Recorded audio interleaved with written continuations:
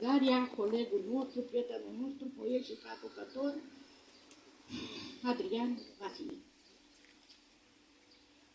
Doamnelor și domnilor, vă felicit cu sărbătoarea de astăzi, o sărbătoare, spune eu, națională.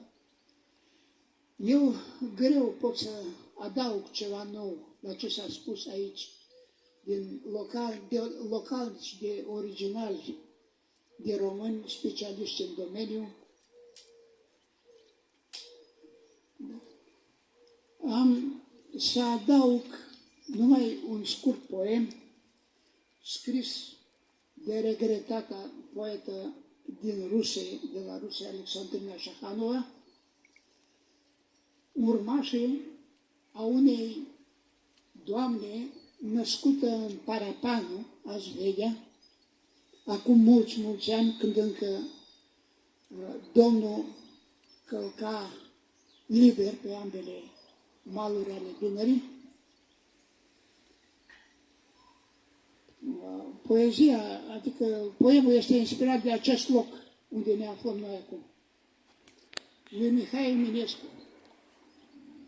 Pe o alee spre Muzeul Giurgiuvean privește sub căciula sa din ea, el, marele poet.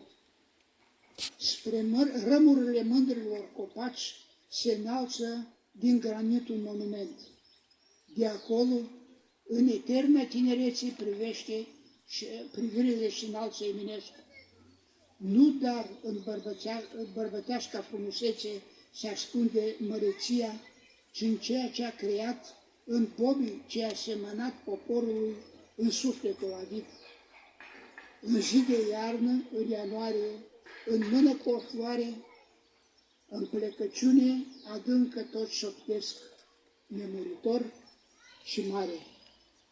Și am să invit și pe colegul meu din Rusia, domnul